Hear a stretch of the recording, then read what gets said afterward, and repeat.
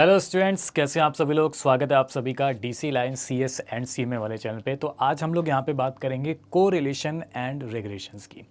तो क्या होता है कोरिलेशंस और क्या होता है रेगुलेशंस, ठीक है, उसके हम लोग यहाँ पे बात करने वाले हैं। तो चलिए स्टार्ट कर लेते हैं यहाँ पे, ठीक है, लेट्स बिगिन।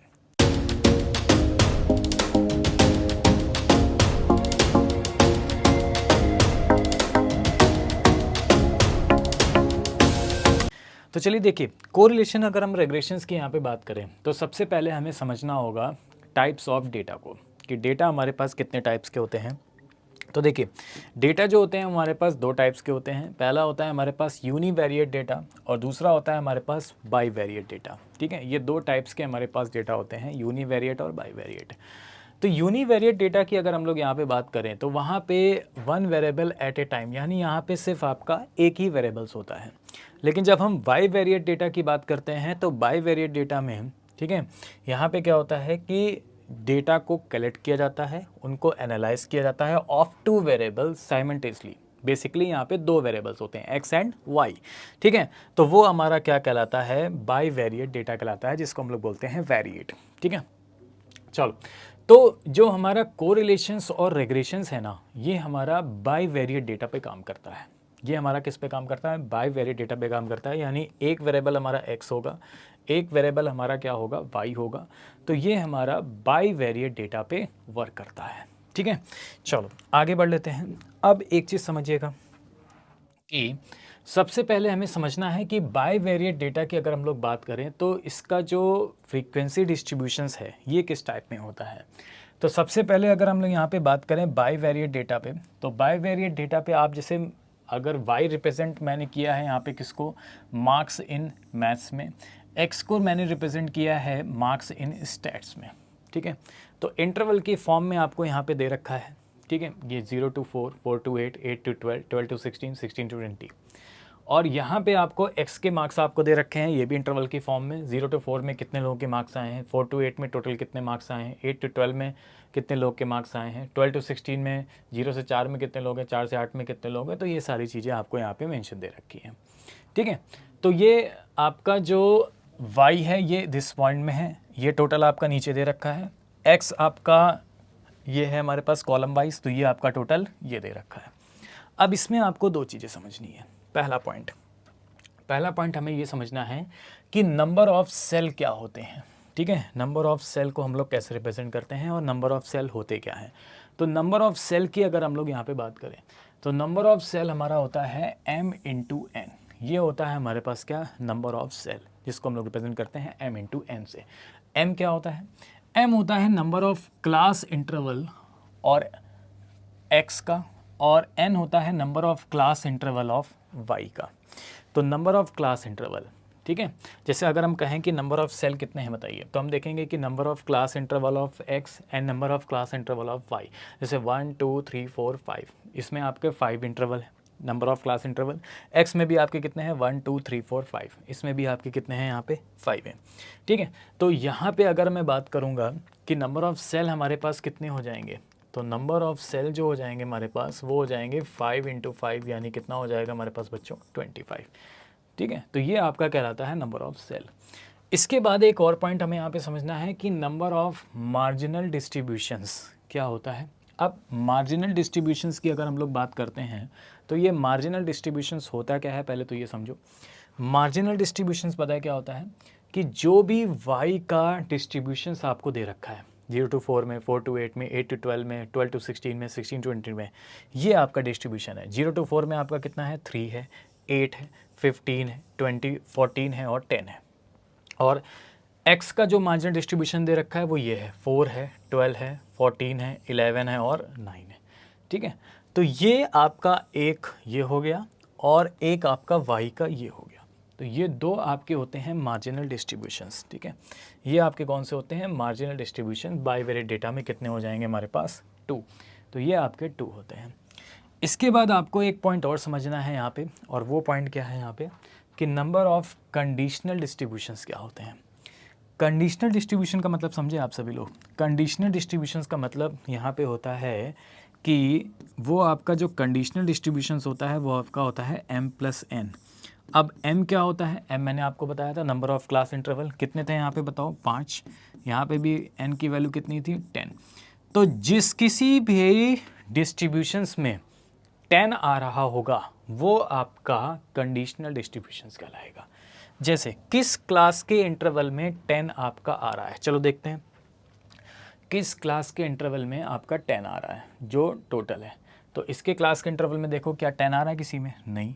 इसमें देखो y वाले में 10 आ रहा है, हाँ। किस क्लास के इंटरवल में आ रहा है, 16 to 20 में आ रहा है। तो ये आपका ये जो है ये आपका कहलाएगा, ये जो आपका कहलाएगा ये आपका कहलाएगा क्या, कंडीशनल डिस्ट्रीब्यूशंस 1 1 1 4 5 3 इस टाइप में, ठीक है। तो ये आपका कहलाएगा कौन सा, कंडीशनल डिस्ट्रीब्यूशंस। इसको हम लोग यहाँ पे क्या बोलते हैं, कंडीशनल डिस्ट्रीब्यूशंस यहाँ पे बोलते हैं, ठीक है। चलो भाई आगे आ जाओ। अब यहाँ पे हम लोग बात कर लेते हैं कि सबसे पहले तो अब हम आपको ये चीज़ बता देते हैं कि अभी तो मैंने आपको बताया कि क्या होता है कोरिलेशंस।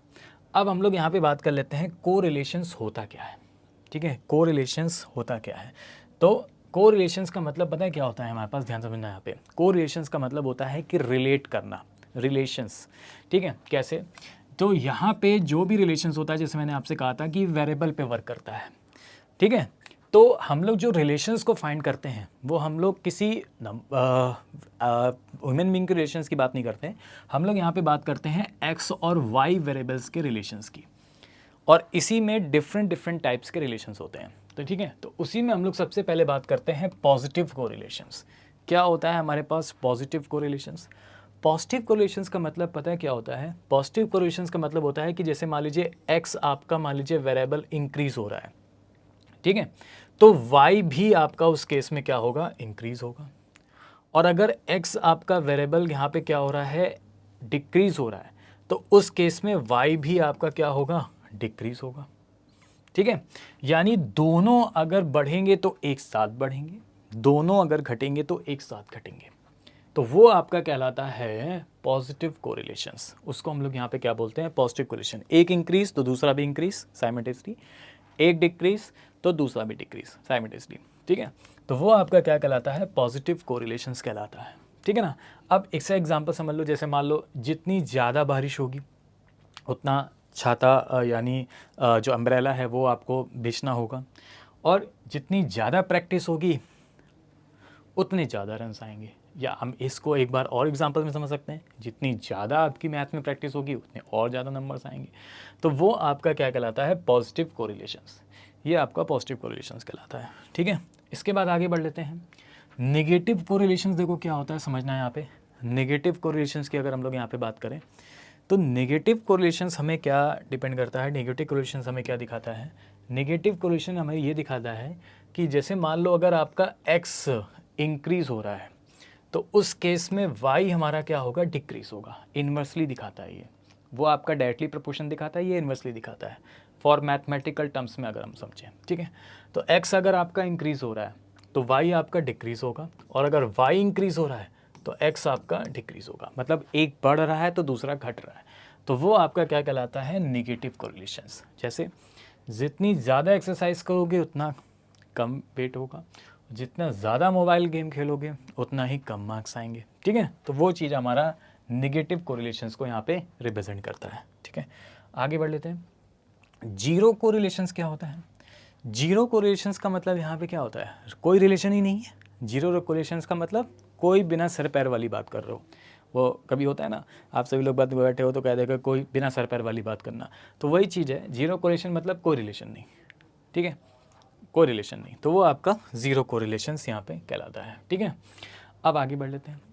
कोरिलेशंस को हम लोग कैसे एक्सप्रेस करते हैं, कोरिलेशंस को हम लोग मैथमेटिकल सिंबल में क्या एक्सप्रेस करेंगे और कैसे दिखाएंगे। तो कोरिलेशंस को हम लोग मैथमेटिकल सिंबल्स में डिनोट करते हैं, किससे, आर से। किससे डिनोट करते हैं, आर से डिनोट करते हैं। और दूसरा पॉइंट एक चीज़ और समझना है कि जो आर की वैल्यू होती है, ठीक है, आर की जो वैल्यू होती है वो 1 से छोटी और बराबर, -1 से बड़ी और बराबर, तो ये होती है, ठीक है।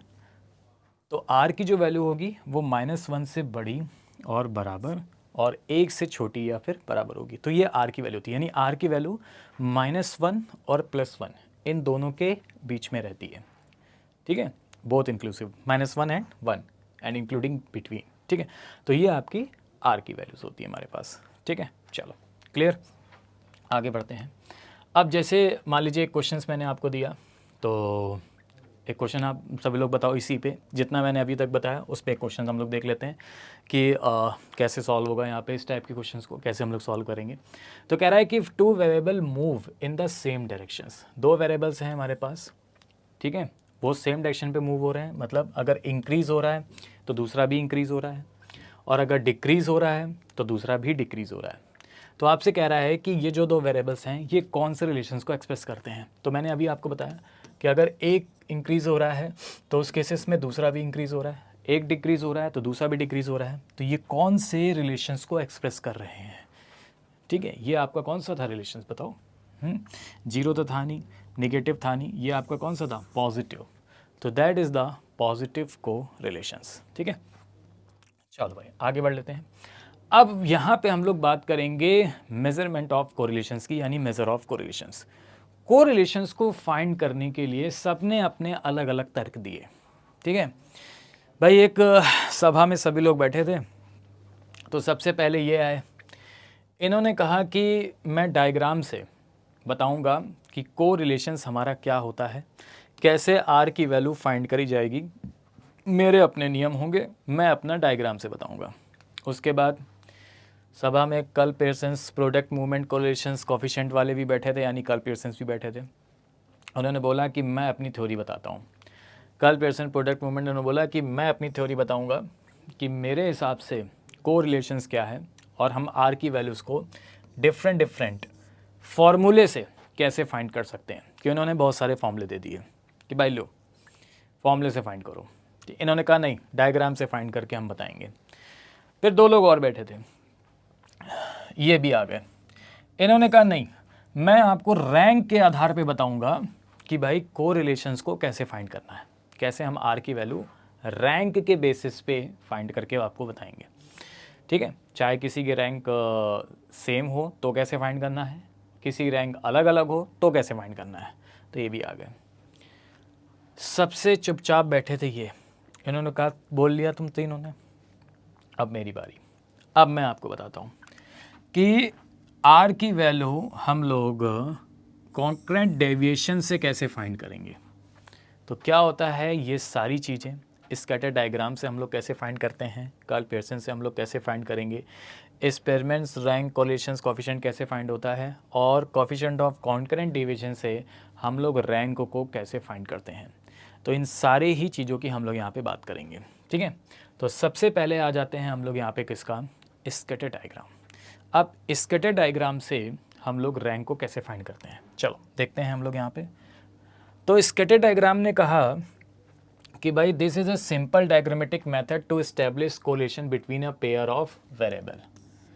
ठीक है, scatter diagram can be applied any type of correlations. इन्होंने कहा कि हम किसी भी टाइप की कोरिलेशंस को स्कैटर डायग्राम से फाइंड कर सकते हैं, चाहे वो लीनियर हो या फिर वो नॉन लीनियर हो। नॉन लीनियर का मतलब कर्व लीनियर हो, कर्व की तरह हो। ठीक है, तो इन्होंने ये बताया हमारे पास। क्लियर, बोलो क्लियर। ठीक है, चलो भाई आगे। अब इन्होंने कहा स्कैटर डायग्राम से मैं आपको बताता हूँ। इन्होंने कहा है कि भाई स्कैटर डायग्राम्स में कि सबसे पहले इन्होंने कहा कि परफेक्ट कोरिलेशंस क्या होता है। इन्होंने कहा कि परफेक्ट कोरिलेशंस वो होता है जिसमें आर की वैल्यू हमारी 1 होती है, और हमारा जो प्लॉटेड पॉइंट्स हैं, ये जो प्लॉटेड पॉइंट्स हैं ये हमारे कैसे मूव होंगे, ये हमारे कैसे जाएंगे।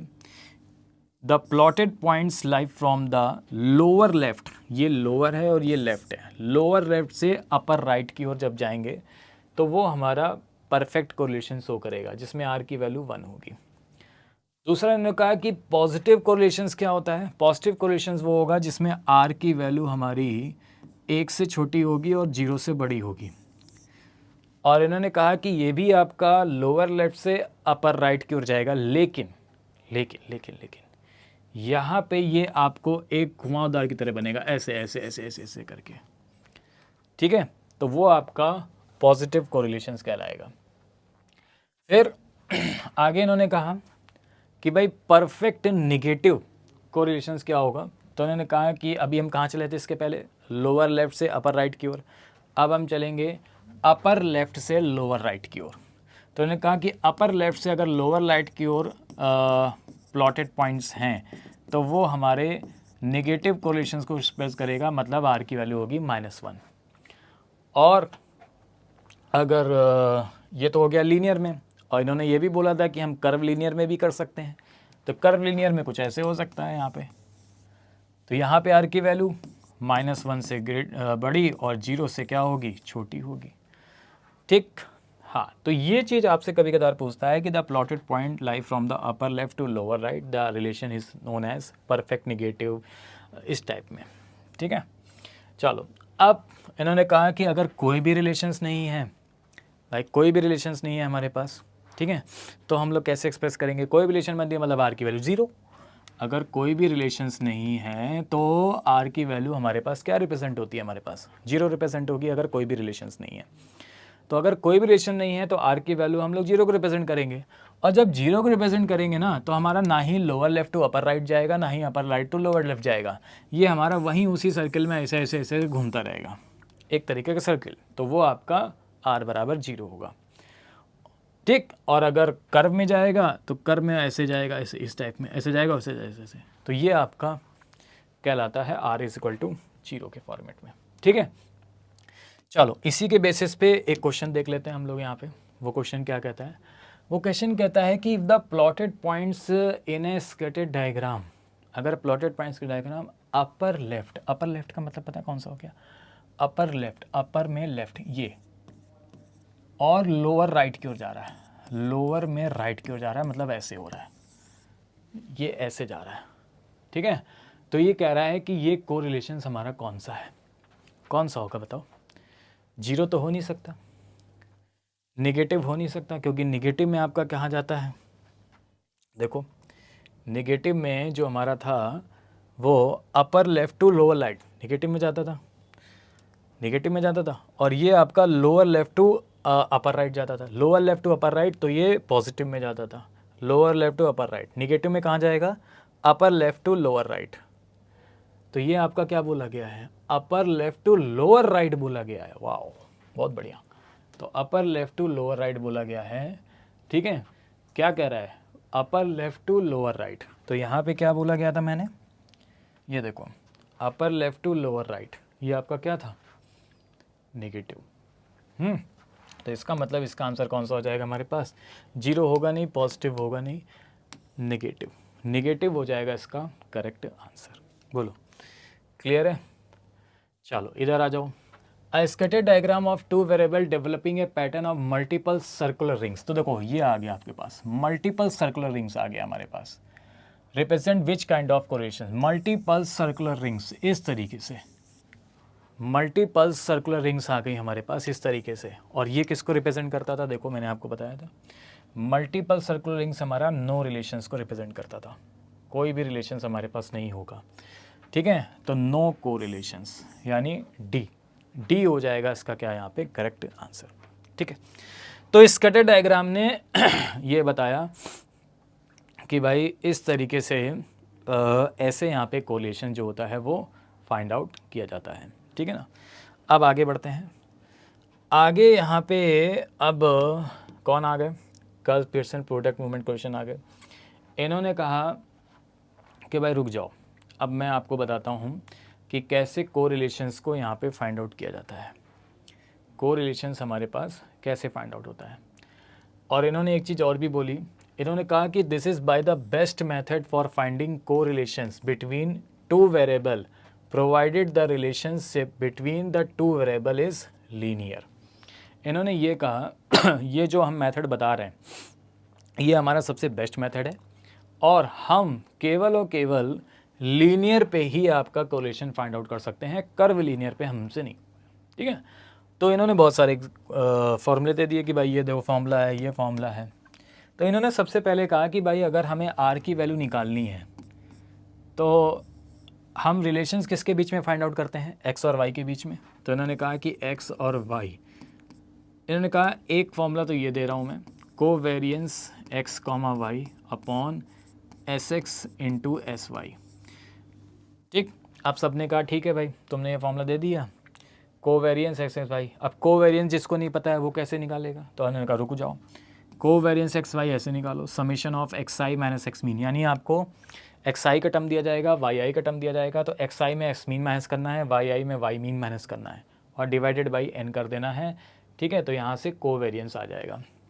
इन्होंने कहा ठीक है, एस एक्स और एक्स वाई कैसे निकालेंगे, मतलब standard deviation of X standard deviation of Y. तो उन्होंने कहा रुको, स्टैंडर्ड डेविएशन हम लोग यहाँ पे अभी पीछे पढ़ के आए थे, वही चीज़ है, root of summation of x i में से एक्स मीन का whole of square divided by n, ये आपका एस एक्स हो जाएगा। और एस वाई अगर निकालना है तो एस वाई में Y i minus y mean हो जाएगा। इन्होंने कहा चलो ठीक है, लेकिन अगर कभी एक्स आई और वाई आई ही टर्म दिए गए हों, यानी एक्स और वाई ही आपको दिया गया हो वेरिएबल, तब आपसे रिलेशन पूछा जाए, तब आप कैसे सॉल्व करोगे। इन्होंने कहा रुक जाओ, एक मैं सिंगल फार्मूला आपको बता देता हूँ जिसमें आप अगर एक्स वाई के टर्म आपको दे रखे हैं तो आप रिलेशंस कैसे फाइंड आउट करोगे, कोरिलेशंस। तो इन्होंने कहा r is equal to n summation of x i y i minus summation of x i into summation of y i upon में root n summation of x i का square minus summation of x i का whole square, फिर root n summation of y i का square minus summation of y i का whole square. तो इतने बड़े बड़े यहाँ पे फॉर्मूले दे दिए उन्होंने। अब देखो, तो ये है आपका फॉर्मूला, इस टाइप में हम लोग इसको फाइंड आउट कर सकते हैं। ठीक है ना, ओके क्लियर। तो बस इतनी ही चीज़ें हैं, इतने ही फॉर्मूले, इन्होंने बस इतने फॉर्मूले दिए, इन्होंने कहा अब फाइंड कर लो, हमारे पास इजी तरीके से हो जाएगा, कोई दिक्कत वाली बात नहीं है। ठीक, तो चलो आगे चलते हैं, इसी पे आप क्वेश्चन देखते हैं। The covariance between two variable, आपसे कह रहा है कि कोई भी दो वेरिएबल्स के बीच का जो कोवेरियंस है, ठीक है, कोई भी दो वेरिएबल्स के बीच का जो कोवेरियंस है वो क्या होगा, स्ट्रिक्टली पॉजिटिव होगा, स्ट्रिक्टली निगेटिव होगा, या फिर ऑलवेज ज़ीरो होगा, या फिर या तो पॉजिटिव होगा या तो निगेटिव होगा या जीरो हो सकता है। तो आप बताओ कोवेरियंस होता क्या था। देखो यहाँ पे आ जाओ, कोवेरियंस मैंने आपको बताया था ना, कोवेरियंस एक्स कॉमा वाई, कोई भी दो एक्स और वाई का कोवेरियंस जो है, तो कोवेरियंस एक्स वाई किस पे डिपेंड करता है, X covariance X plus Y ये होता है R X Y is equal to covariance X Y upon standard deviation X standard Y, यानी आर हमारे पास होता है कि नहीं होता, और आर की वैल्यू -1 से +1 इंक्लूडिंग बोथ होती है। तो इसका मतलब ये हो गया हमारे पास कि आर की वैल्यू स्ट्रिक्टली पॉजिटिव भी हो सकती है, आर की वैल्यू निगेटिव भी हो सकती है, आर की वैल्यू जीरो भी हो सकती है। तो आंसर होगा इधर पॉजिटिव और नेगेटिव और जीरो। तो वो डायरेक्टली डिपेंड कर रहा है किस पे, आर पे। तो इसलिए कोवेरियंस जो होगा दो वेरिएबल के बीच का, वो या तो पॉजिटिव भी हो सकता है या नेगेटिव भी हो सकता है और या जीरो भी हो सकता है। ठीक है, अब आगे आ जाओ। एक मैंने आपको इसके पहले कॉन्सेप्ट बताया था, चेंज ऑफ स्केल और चेंज ऑफ ऑरिजिन। ठीक है, तो यहाँ पे अभी हम लोग एक प्रॉपर्टीज़ देख लेते हैं कर्ल पियर्सन्स की, उसके बाद हम लोग इस क्वेश्चंस पे आएंगे। ठीक है, हाँ, तो प्रॉपर्टीज़ आपकी देखो क्या कहती है कर्ल पियर्सन्स की प्रॉपर्टीज़ कोरिलेशन कोफिशिएंट में। पहली properties, the coefficient of correlation is unit free measure. पहली प्रॉपर्टी समझना है यहाँ पे, ये कह रहा है कि ये जो कोफिशिएंट ऑफ कोरिलेशंस है ना, ये यूनिट फ्री मेजर है। यूनिट फ्री मेजर मतलब, यूनिट फ्री मेजर का मतलब ये हो गया कि आर की वैल्यू जो भी आएगी उसके सामने कोई भी यूनिट नहीं लगेगी, वो फ्री है, ये यूनिट फ्री होता है। दूसरा पॉइंट कहता है कि the coefficient of correlation always lie between -1 and 1 including both the limiting value. तो यह तो आप सभी को पता ही है कि आर की वैल्यू क्या होती है, -1 से बड़ी और बराबर और +1 से छोटी और बराबर हो सकती है, माइनस वैल्यू। ठीक, बोलो क्लियर है कि नहीं, यहाँ पे बताओ सभी लोग यहाँ पे, हाँ जी बोलो क्लियर है। ओके, अच्छा एक पॉइंट हमें यहाँ पे और समझना है, और वो पॉइंट हम यहाँ पे और आपको बता देते हैं कि जैसे मैंने आपको इसके पहले जब आपको मैंने रेंज बताई थी, तो मैंने आपको चेंज ऑफ स्केल और चेंज ऑफ ऑरिजिन के बारे में बताया था। तो एक प्रॉपर्टीज और समझ लीजिएगा कि जब भी हम कोरिलेशन कोफिशिएंट की बात करेंगे तो कोरिलेशंस कोफिशिएंट जो होता है हमारे पास, यानी आर की वैल्यू जो होती है हमारे पास, वो कभी भी डिपेंड नहीं होती है चेंज ऑफ स्केल और चेंज ऑफ ऑरिजिन पे। मतलब चेंज ऑफ स्केल चेंज करने पर, यानी अगर हम वैल्यू को प्लस करें या फिर हम वैल्यू को मल्टीप्लाई करें या डिवाइड करें या प्लस करें या माइनस करें, तो चेंज ऑफ स्केल और चेंज ऑफ ऑरिजिन पे होने पर आर पे कोई फ़र्क नहीं पड़ता है। तो आर चेंज ऑफ स्केल और चेंज ऑफ ऑरिजिन पे कोई फ़र्क पड़ता ही नहीं है उसका, चेंज कर लो आर हमेशा सेम रहेगा, ठीक है ना। तो नॉट इम्पैक्ट, कोई इम्पैक्ट नहीं पड़ता है आर का चेंज ऑफ स्केल और चेंज ऑफ ऑरिजिन पर, ठीक। दूसरा, एक और प्रॉपर्टीज़ यहाँ पे समझनी है आपको, properties of coefficient of correlations की। वो क्या है कि अगर कोई भी दो वेरिएबल्स हैं हमारे पास जिसको हम रिलेट कर रहे हैं एक लीनियर इक्वेशंस पे, एक लीनियर इक्वेशंस पे हम लोग इसको रिलेट कर रहे हैं, तो एक तो मैंने आपको बताया कि अगर आप लीनियर इक्वेशंस पे रिलेट कर रहे हो तो change of origin change of scale पे कोई भी इफेक्ट नहीं पड़ता है, आर हमेशा उतना ही रहेगा। दूसरा आपका ये है कि जैसे मान लीजिए हमारे पास कोई भी एक लीनियर इक्वेशन है y is equal to A plus B X, जिसमें आपके दो वेरिएबल्स हैं y और x, दो वेरिएबल्स हैं। तो ये जो b होता है ना, b ये आपका स्लोप का वर्क करता है। कभी आपसे वजह जाए b स्लोप बताइए, तो b हमें फाइंड करना है, ठीक है ना। तो अगर मैं आपसे कहूँ कि अगर एक इक्वेशन आपको दे रखी है ठीक है, तो जो r है वो हमारा +1 और -1 किस पे डिपेंड करता है, स्लोप पे। अगर b की वैल्यू, ध्यान से समझना, अगर b की वैल्यू 0 से बड़ी है तो हमारा r की वैल्यू +1 होगी, और अगर b की वैल्यू 0 से छोटी है तो r की वैल्यू -1 होगी। तो ये हमारा डिपेंड करता है किस पे, स्लोप हम लोग किसको बोलते हैं, b को, ये इस पॉइंट पे। क्लियर है। चलो अब आ जाओ ये वाला क्वेश्चंस। तो देखो इस क्वेश्चन में देखो क्या दे रखा था, यहाँ पे कह रहा है कि the coefficient of correlations between x and y। तो x एंड y के बीच का कोफिशिएंट ऑफ कोरिलेशंस यहाँ पे आपको दे रखा है, मतलब r की वैल्यू आपको यहाँ पे दे रखी है। कितनी है r की वैल्यू, आप बताओ, 0.5। ये r की वैल्यू हमें यहाँ पे दे रखी है, कितनी है हमारे पास, 0.5 है। तो कह रहा है find coefficient of correlation between x and y2, ठीक है। यानी अगर x तो x ही रहा है, अब y को कर दिया इन्होंने y/2। तो मैंने आपको बताया था कि चेंज ऑफ स्केल और चेंज ऑफ ऑरिजिन चाहे कोई भी हो, उस पर इसका फ़र्क नहीं पड़ता है। तो जो हमारा कोफिशिएंट ऑफ कोरिलेशन होगा ना इसका, वो भी 0.5 ही होगा, सेम, ठीक है। क्लियर। चलो भाई बहुत बढ़िया, आगे आ जाओ। तो ये था हमारे पास कोफिशिएंट ऑफ कोरिलेशंस, जो कल पेयरसन ने बताया कि भाई इस तरीके से ऐसे फाइंड कर लो। अब आते हैं स्पेयरमैन्स मेथड, यानी रैंक वाला। तो इन्होंने कहा कि भाई एक काम करो, अब मैं आपको बता रहा हूँ कि कैसे आप सभी लोग को कोरिलेशंस कोरिलेशंस यहाँ पे फाइंड करना है, मतलब आर की वैल्यूज़ आप सभी को लोग को कैसे फाइंड करनी है, वो भी स्पेयरमैन्स मेथड से, रैंक से। तो समझो कैसे फाइंड करना होगा रैंक के अकॉर्डिंग। तो क्या करते हैं, सबसे पहले फार्मूला मैं आपको बाद में बताऊंगा, इन्होंने भी फार्मूला दिया था, लेकिन पहले आप समझो।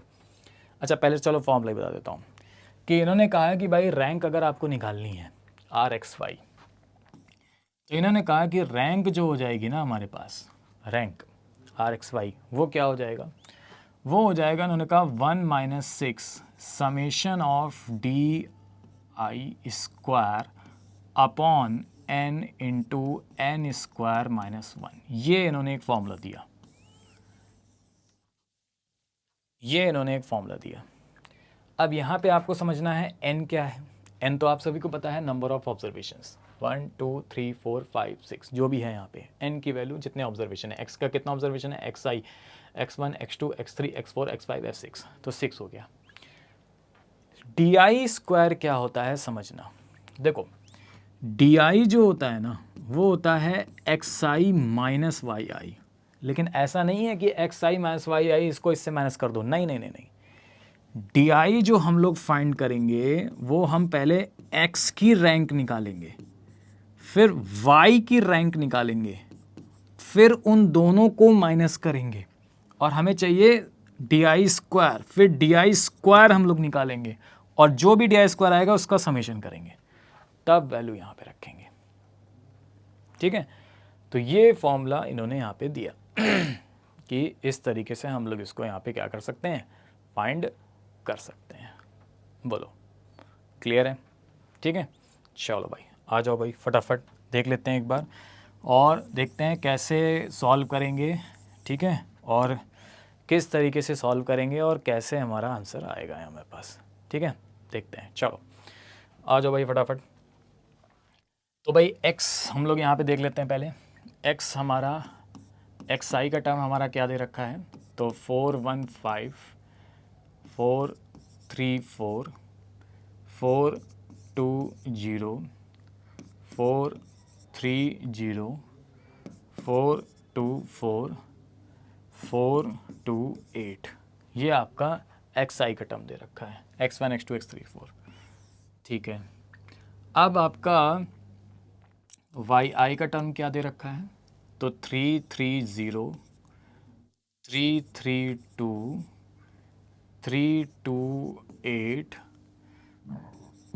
321 327 और 325। अब सबसे पहले हमें क्या करना है, सबसे पहले हमें इनकी रैंक निकालनी है। रैंक क्या हो जाएगी, x की रैंक कैसे निकालेंगे, तो देखो x की रैंक कैसे निकालते हैं हम लोग, तो जिसके सबसे ज़्यादा मार्क्स या जिसकी सबसे ज़्यादा ऑब्जर्वेशंस, वो हमारे पास कौन सा होगा, रैंक 1। और उसके बाद जैसे जैसे कम होते जाएंगे वैसे वैसे हमारे पास 2 3 4 आता जाएगा। तो अब रैंक यहाँ पे देखते हैं, बताओ सबसे ज़्यादा ऑब्जर्वेशन किसका है xi में, तो 428 430 नहीं 434 है ना, तो 434 सबसे ज़्यादा है, बोलो 434 हमारा सबसे ज़्यादा है, इसकी रैंक हमारे पास हो जाएगी 1। 434 से कम कौन है, तो 430 में है, हाँ ये, इसकी रैंक हमारे पास हो जाएगी 2। अच्छा इससे कम कौन है, ये है, ठीक है ना, तो इसकी रैंक हो जाएगी हमारे पास 3। इससे कम कौन है, 428 से कम कौन है हमारे पास, 428 से कम कौन है हमारे पास, 427 है क्या, नहीं है, 426 भी नहीं है, 425 भी नहीं है, 424, तो ये हमारे पास हो जाएगा 4th रैंक। अच्छा इससे कम कौन है हमारे पास, तो ये 420 है हमारे पास, तो ये हो जाएगा 5th रैंक और ये हो जाएगा हमारे पास 6th रैंक। तो इस तरीके से हम लोग यहाँ पे रैंक को क्या करेंगे, यहाँ पे इस तरीके से हम लोग यहाँ पे ड्रॉ करेंगे, ऐसे रैंक को हम लोग इस तरीके से यहाँ पे क्या करते हैं, सॉल्व करते हैं। ठीक है, चलो भाई बहुत बढ़िया। अच्छा अब आ जाओ, अब इसी तरह y की रैंक निकालेंगे हम लोग। y की रैंक क्या हो जाएगी ज़रा बताओ, तो सबसे ज़्यादा किसके हो गए, तो 332 सबसे ज़्यादा है, इसकी रैंक 1 हो गई। 332 के बाद से कम कौन है, 331 है, नहीं है, 330 है क्या, नहीं है, 330 है, ये होगा हो जाएगा 2। इससे कम कौन है, ये 3। इससे कम कौन है, ये 4। इससे कम कौन है, ये 5। और इससे कम कौन है, ये 6। तो इस तरीके से मैंने क्या किया, सभी की यहाँ पे रैंक जो है वो हमने यहाँ पे फाइंड आउट कर ली कि इस तरीके से सभी की रैंक जो है वो हम लोग यहाँ पे फाइंड आउट कर सकते हैं। और सभी की रैंक हम लोग यहाँ पे निकाल सकते हैं। चलो भाई एक्स की रैंक निकाल ली, वाई की रैंक निकाल ली ना, एक्स की रैंक और वाई की रैंक निकाल ली आप सब लोग ने। अब क्या करना है, अब हमें डी आई निकालना है। अब हमें क्या करना है, डी आई निकालना है, जो क्या है एक्स की रैंक और वाई की रैंक का डिफरेंस है। तो डिफरेंस देख लेते हैं यहाँ पे, 6 में से 2 माइनस करो 4, 1 में से 1 माइनस करो 0, 5 में से 3 माइनस करो 2, 2 में से 6 माइनस करो माइनस का 4, 4 में से 4 माइनस करो 0, 3 में से 5 माइनस करो माइनस का 2। अब क्या करना होगा, हमें डी आई स्क्वायर निकालना होगा। इन सभी का स्क्वायर करो, सभी का स्क्वायर करेंगे तो 4 का स्क्वायर 16, 0 का 0, 2 का 4, 4 का स्क्वायर 16, 0 का 0, 2 का स्क्वायर 4। अब प्लस कर देंगे इन सभी को, तो ये आ जाएगा summation of D I square, ठीक है। प्लस करो 16 4 20, 20 4 24, और ये ऐसे कर लो 16 दूनी 32, 32 और 4 दूनी 8, 40, ठीक है ना, 40 हो गया हमारे पास। तो इसकी वैल्यू आ गई हमारे पास 40, summation of D I square, बस रख दो। तो आर एक्स वाई हो जाएगा 1 माइनस 6 इंटू, इसकी वैल्यू आ गई हमारे पास कितनी 40, और divided by N, N square minus 1, N कितना था हमारे पास 1 2 3 4 5 6, 6 था हमारे पास, ठीक है। तो 6 स्क्वायर माइनस 1, सॉल्व करो ज़रा, तो ये हो जाएगा 240 अपॉन 36 में से गया 35, 35 इंटू 6। तो कैलकुलेटर लेंगे फटाफट और सॉल्व करके देखेंगे क्या आंसर आ रहा है। तो ये वैल्यू हो जाएगी हमारे पास 240 अपॉन 35 की 0 3, 18 3 21, 210 हो जाएगा ना, 35 इंटू 6, 210, ठीक है। और 1 से माइनस हो रहा है, तो ये क्या हो जाएगा हमारे पास वैल्यू में 240 में 210 माइनस डिवाइड करो पहले, 240 डिवाइडेड बाई 210, ठीक है। ये हो गया हमारे पास, बोलो क्लियर, और 1 से माइनस कर दो, ठीक। यानी 210 में से 240 अगर माइनस करते हैं तो कितना आता, माइनस का 30 और डिवाइड बाई 210, तो 3/21 माइनस का 3/21, यानी माइनस का 1/7, बस 1 डिवाइडेड बाई 7, 0.142, तो माइनस का 0.142, दैट इज़ द, ये आपका आंसर हो जाएगा हमारे पास कौन सा, रैंक, आर की वैल्यू माइनस का 0.142, ये आपका आर हो जाएगा। बोलो क्लियर है। तो इस तरीके से हम लोग इसको यहाँ पे क्या कर सकते हैं, फाइंड कर सकते हैं। ये इन्होंने बताया एक्सपेरिमेंट्स वाले उन्हें कि इस तरीके से हम जो बता रहे हैं, इस तरीके से आप सभी लोग इसको फाइंड कर सकते हैं, ठीक है। चलो आगे बढ़ते हैं। अब आ जाता है कि rank coalition coefficient of concurrent deviations. अब ये आ गए, इन्होंने कहा कि भाई देखो, अब हम बता रहे हैं कि कैसे हम लोग रैंक को फाइंड आउट करेंगे, आर की वैल्यू हम कैसे निकालेंगे, कैसे हमें फाइंड आउट करना है, ठीक है। तो इन्होंने कहा कि भाई कॉन्करेंट डेविएशन से हम लोग यहाँ पे रैंक की वैल्यूज़ को फाइंड आउट करेंगे। कॉन्करेंट डेविएशन से हम लोग यहाँ पे रैंक की जो वैल्यू है, मतलब रैंक है जो हम लोग, वो उसको हम लोग यहाँ पे फाइंड आउट करेंगे कॉन्करेंट डेविएशन से। बोलो क्लियर है, ठीक। अच्छा, अब कॉन्करेंट डेविएशन से अगर इन लोगों ने बोला कि रैंक हम लोग यहाँ पे फाइंड आउट करेंगे कॉन्करेंट डेविएशन से, तो कॉन्करेंट डेविएशंस है क्या, पहले तो ये देखो, ठीक है, कि कॉन्करेंट डेविएशन से हम लोग कैसे हम लोग यहाँ पे फाइंड आउट कर सकते हैं, ठीक है। तो ये इन्होंने बताया कि कॉन्करेंट डेविएशन से हम लोग यहाँ पे कैसे हम लोग यहाँ पे फाइंड आउट कर सकते हैं। तो भाई जैसे यहाँ पे क्वेश्चन था कि compute the coefficient of correlation following data using concurrent deviation method. Concurrent deviation method से इन्होंने बताया कि भाई कैसे हम लोग यहाँ पे इसको फाइंड आउट कर सकते हैं, ठीक है ना। तो चलो अब मैं आपको बता देता हूँ कि इसका जो फॉर्मूला होता है, जैसे मैंने उसमें बताया था ना, इन्होंने क्या कहा, इन्होंने कहा हमारे पास कि जो हम रैंक आपको निकाल के बताएंगे आर एक्स वाई, जो एक्स वाई के रिलेशन में होगा, वो क्या हो जाएगा हमारे पास प्लस माइनस, ठीक है, और रूट ऑफ,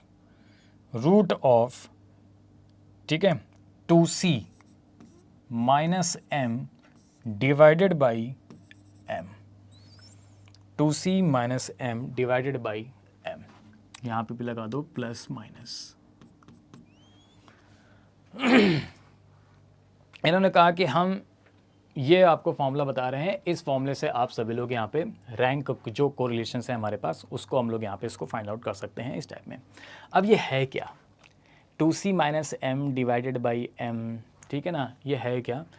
तो इसको समझने के लिए आपको क्या करना होगा, पहले इसको समझना होगा, फिर मैं आपको बताऊंगा कि सी क्या है उसमें, तब आपको अच्छी तरह से क्लियर होगा सी किसको रिप्रेजेंट करता है और एम जो है वो किसको यहाँ पे रिप्रेजेंट करता है।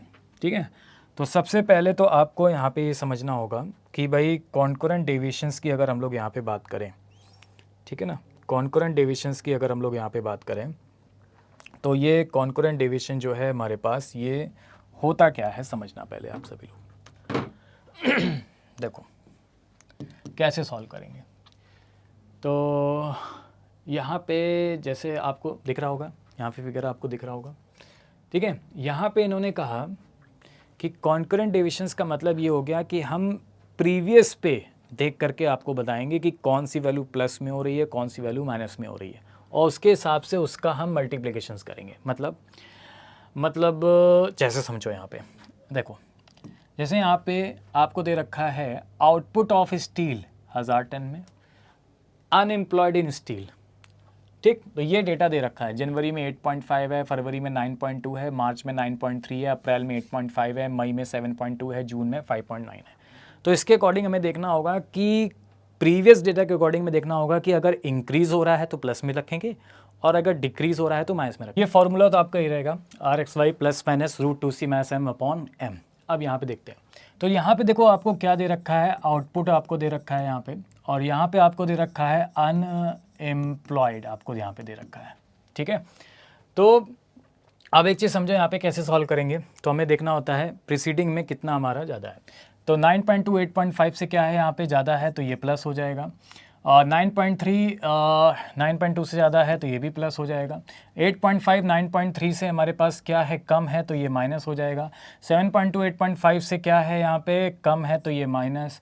नेक्स्ट वाला 5.9 7.2 से क्या है यहाँ पे, कम है, तो माइनस। 5.1 5.9 से हमारे पास क्या है, कम है, तो माइनस। 6.6 5.1 से हमारे पास क्या है, ज़्यादा है, तो प्लस। ये वैल्यू हमारे पास 7.9 6.6 से क्या है, ज़्यादा है, तो प्लस। 7.6 7.9 से हमारे पास क्या है, कम है, तो माइनस। 8.2 7.6 से हमारे पास ज़्यादा है, तो प्लस। 9.2 8.2 से ज़्यादा है, तो प्लस। तो ये वैल्यू हमारे पास प्लस हो गई। इसी तरह इसमें देख लेते हैं 65 का 60 से, तो यहाँ पे देखो 9.2 8.5, तो पहले तो वैल्यू 0 जाएगी, हमारे पास कुछ भी नहीं होगा। इसका आ जाओ 65 60 से हमारे पास क्या है, ज़्यादा है तो क्या हो जाएगा, हमारे पास प्लस हो जाएगा। फिर कम है तो माइनस हो जाएगा, फिर उसके बाद ज़्यादा है तो प्लस हो जाएगा। फिर उसके बाद 92 74 से क्या है, हमारे पास ज़्यादा है तो प्लस हो गया। फिर उसके बाद 157 92 से क्या है, ज़्यादा है तो प्लस हो गया। फिर उसके बाद 130 157 से कम है तो माइनस हो गया। 106 130 से हमारे पास कम है तो माइनस हो गया। 58 106 से कम है तो माइनस हो गया। फिर उसके बाद 80 58 से ज़्यादा है तो प्लस हो गया। 52 80 से क्या है, यहाँ पे कम है तो माइनस हो गया। 45 हमारे पास 52 से क्या है, कम है तो माइनस हो गया। तो अब देखो क्या करेंगे, हम लोग इनका मल्टीप्लाई करेंगे। मल्टीप्लाई में जो आएगा वो वैल्यू सी होगी, ठीक है। अब सी क्या होगा अभी आपको बताएंगे। तो प्लस प्लस कितना हो गया हमारे पास, प्लस हो गया, मल्टीप्लाई कर दो। प्लस माइनस कितना हो जाएगा हमारे पास, माइनस हो जाएगा। माइनस प्लस कितना हो जाएगा, माइनस हो जाएगा। माइनस प्लस कितना हो जाएगा हमारे पास, माइनस हो जाएगा। माइनस प्लस कितना हो जाएगा हमारे पास, माइनस हो जाएगा। माइनस माइनस कितना हो जाएगा, प्लस हो जाएगा। प्लस माइनस कितना हो गया, माइनस हो गया। प्लस माइनस कितना हो गया, माइनस हो गया। माइनस प्लस कितना हो जाएगा, माइनस हो जाएगा। प्लस माइनस कितना हो जाएगा, माइनस हो जाएगा। प्लस माइनस कितना हो जाएगा, माइनस हो जाएगा। तो पता है सी क्या होता है, सी जो वैल्यू होती है कि कितने नंबर ऑफ पॉजिटिव आ रहे हैं, जैसे प्लस 1 आ रहा है और ये 1 आ रहा है, तो सी आपका हो जाएगा 2। लेकिन अब अगर मैं एम की बात करूं कि एम हमारे पास क्या होगा, समझना है यहाँ पे ध्यान से। तो एम जो होता है तो कितनी प्रोसीडिंग हुई, मतलब कितनी बार हुआ यहाँ पे, 1 2 3 4 5 6 7 8 9 10 11, तो ये आपका हो जाएगा एम। बस अब वैल्यू में रख दो। तो आर क्या हो जाएगा हमारे पास, ये वैल्यू हो जाएगी हमारे पास प्लस माइनस है, तो वैल्यू दोनों की क्या आ रही है हमारे पास, तो यहाँ पे कर देंगे प्लस माइनस रूट ऑफ, यहाँ पे माइनस हो जाएगा हमारे पास 2 इंटू सी की वैल्यू 2 हो गई, माइनस एम की वैल्यू 11 हो गई, डिवाइड बाई कितना हो गया 11 हो गया। तो इसको सॉल्व कर लेंगे, ये माइनस में है ये भी माइनस में है, तो वैल्यू जो आएगी वो माइनस में ही बाहर निकल के आ जाएगी रूट में। तो 4 और यहाँ पे वैल्यू क्या हो गई हमारे पास, समझो भाई m की वैल्यू कितनी आ गई, 11 आ गई हमारे पास। m की वैल्यू हम लोग 11 रख देंगे, तो पहले इसको सॉल्व करो। 4 माइनस 11 कितना होता है हमारे पास, बताओ जरा। 4 माइनस 11, 4 माइनस 11 कितना हो जाएगा, माइनस का 7 और डिवाइडेड बाई 11, यही हो जाएगा। माइनस का 7 divided by 11, minus minus plus, तो बाहर माइनस है, तो रूट का 7/11। तो चलो कैलकुलेटर देखते हैं हम लोग यहाँ पे, और कैलकुलेटर से हम लोग यहाँ पे इसको सॉल्व करते हैं कि क्या आंसर आएगा इसका, ठीक है ना। चलो भाई देखते हैं यहाँ पे कैलकुलेटर में। तो 7/11 कैलकुलेटर ले लिया, 7 डिवाइडेड बाई 11 करो ज़रा, कितना आ गया, ये आ गया 0.636। इसका रूट ले लेते हैं, रूट ले लोगे तो 0.797, तो यानी ये वैल्यू आ जाएगी माइनस का 0.79, ठीक है। तो इस तरीके से हम लोग इसको यहाँ पे सॉल्व कर सकते हैं। ये आपका हो गया आर की वैल्यू हो गई 0.79। तो ये मैंने आपको बताया यहाँ पे। बाकी अब आगे आ जाते हैं हम लोग, और अब बात कर लेते हैं हम लोग रेग्रेशन एनालिसिस की। क्या होता है रेग्रेशन एनालिसिस? तो देखो रेग्रेशन एनालिसिस कुछ भी नहीं है, छोटा सा पॉइंट है और समझना है अच्छी तरीके से।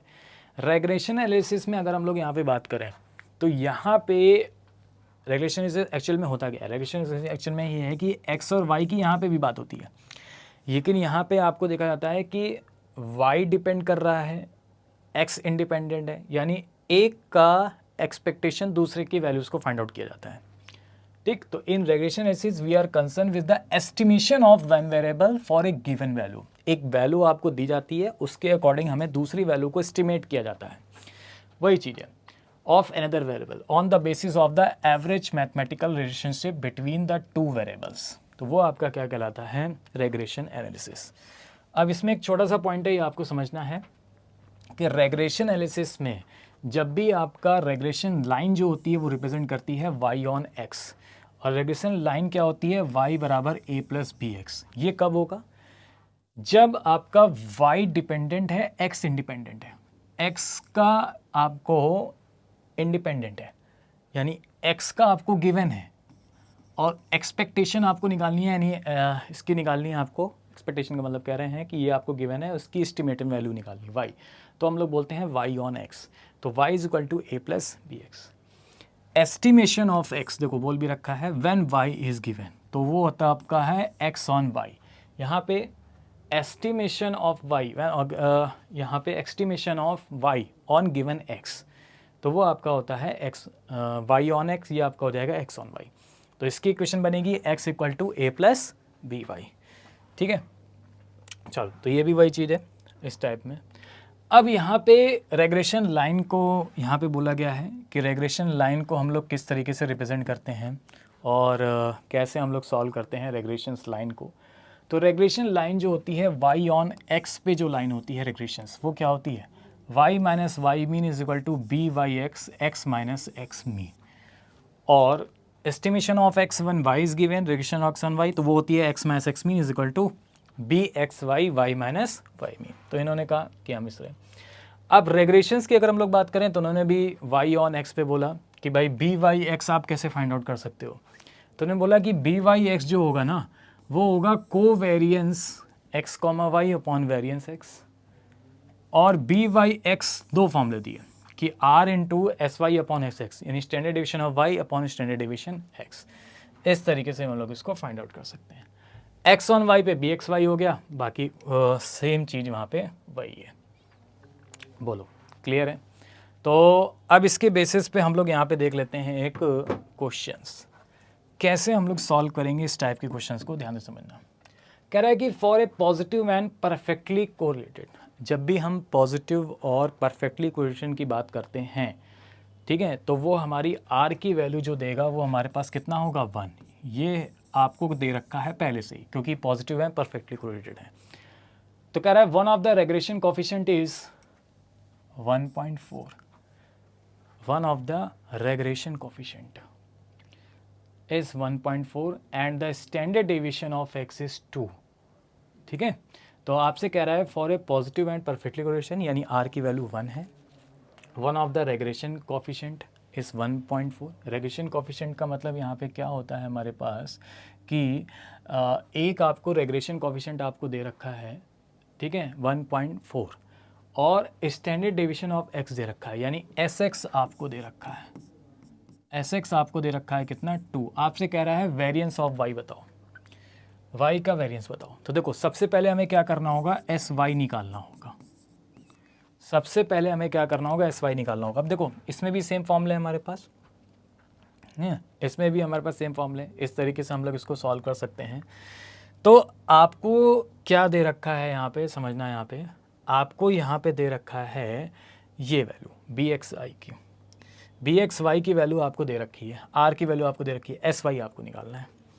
तो क्या हो जाएगा हमारे पास, ज़रा बताओ। ये वैल्यू हो जाएगी हमारे पास, अगर मुझे एस वाई अगर यहाँ पे फाइंड आउट करना है तो हमें पता है कि हमारा जो फॉर्मूला होता है वो क्या होता है हमारे पास, हाँ एस वाई आपको क्या करना है, फाइंड आउट करना है ना।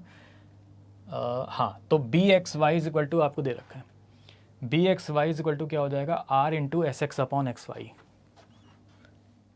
B x Y is equal to R into S X upon S Y. तो और आपको रेग्रेशन कोफिशिएंट मतलब बी एक्स वाई की वैल्यू आपको दे रखी है कितनी, 1.4 रख दो यहाँ पे। आर तो हमें पता ही है 1 है, एस एक्स हमारा कितना है 2 है, बोलो क्लियर। एस एक्स हमारे पास कितना है 2 है, और हमें एस वाई यहाँ पर फाइंड आउट करना है।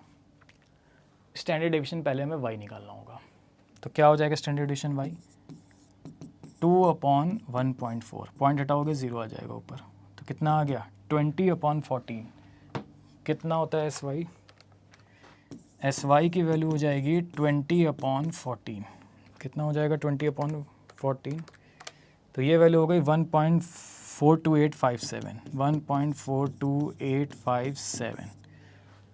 अब लेकिन आपसे पूछा गया है वेरिएंस बताना है, तो आप सभी को पता है कि जो वेरिएंस होता है वो स्टैंडर्ड डिवीजन y का होल ऑफ स्क्वायर होता है, यानी स्टैंडर्ड डिवीजन का स्क्वायर ही वेरिएंस कहलाता है, y को बोला गया है तो इसका स्क्वायर कर दो, 1.42857 का होल ऑफ स्क्वायर, तो मल्टीप्लाई और एक बटन दबा दो, तो कितना हो जाएगा 2.37 के अराउंड यहाँ पे वैल्यू आ जाएगी, दैट इज़ द ए। तो ए हो जाएगा इसका करेक्ट आंसर। बोलो क्लियर है सभी को। अच्छा आगे बढ़ लेते हैं अब हम लोग प्रॉपर्टीज़ ऑफ रेग्रेशन एनालिसिस की, हम लोग यहाँ पे बात करें क्या कहलाती है प्रॉपर्टीज़। तो coefficient of correlation between two variable X Y, simple geometric mean of the two regression. तो सिंपल से आपको बस एक चीज़ ये समझनी है कि जो प्रॉपर्टीज़ होती है हमारे पास वो क्या होती है कि आर जो होता है हमारे पास वो रूट होता है किसका, plus minus B Y X into B x Y, regression coefficient के मल्टीप्लिकेशंस के रूट के इक्वल होता है हमारे पास आर। ठीक, अब एक चीज़ यहाँ पे और चीज़ ध्यान में समझनी है कि अगर रेग्रेशन कोफिशिएंट जो है वो निगेटिव है, मतलब अगर ये दोनों वैल्यू आपकी निगेटिव हैं तो आपसे कह रहा है R would be negative, R भी हमारा निगेटिव आएगा। And if both are positive, अगर दोनों पॉजिटिव हैं तो आर, तो अगर कोई भी दो वैल्यू निगेटिव है तो निगेटिव ही होगी। ठीक है, अब इसी के बेसिस पे एक क्वेश्चन यहाँ पे देख लेते हैं। जैसे देखो यहाँ पे कह रहा है कि the correlation coefficient between X and Y is -1/2, यानी आर की वैल्यू आपको -1/2 दे रखी है, और आपसे कह रहा है the value of B x Y is equal to, B x Y की वैल्यू आपको दे रखी है -1/8, तो आपसे कह रहा है बी वाई एक्स बताओ। अभी हमने पढ़ रखा है कि आर की वैल्यू क्या होती है, plus minus B x Y into B Y X, यही होती है। आर की वैल्यू कितनी है हमारे पास, माइनस का 1/2 is equal to plus minus B x Y की वैल्यू आपको दे रखी है माइनस का 1/8 इंटू बी वाई एक्स। अब एक काम करते हैं, बोथ साइड स्क्वायर कर दो तो रूट हट जाएगा, तो ये हो जाएगा -1/2 का स्क्वायर मतलब 1/4, और इधर आप लगा दोगे प्लस माइनस, ठीक है, और स्क्वायर कर दोगे तो ये वैल्यू हो जाएगी -1/8 into B Y X, minus का 1/8 इंटू बी वाई एक्स। अब आप देख पा रहे हो कि जब भी हम इसको सॉल्व करेंगे तो दो वैल्यू यहाँ पे निगेटिव हैं, इसका मतलब बी वाई एक्स की वैल्यू निगेटिव आएगी, तो क्या आ जाएगी, इसको उधर ले जाओ, तो बी वाई एक्स हो जाएगा हमारे पास माइनस का 8/4, दैट इज़ अ माइनस का 2, तो माइनस का 2 हो जाएगा इसका करेक्ट आंसर। ये ऊपर चला जाएगा, ये रह जाएगा। ठीक है, तो ये था हमारे पास क्या, रेग्रेशंस एनालिसिस। बस तो ये था हमारे पास कोरिलेशंस एंड रेग्रेशंस, ये मैंने आपको पूरा बताया। ठीक है, चलो तो अब नेक्स्ट वीडियो में हम लोग बात करेंगे प्रोबेबिलिटी की। चलो, थैंक यू सभी को।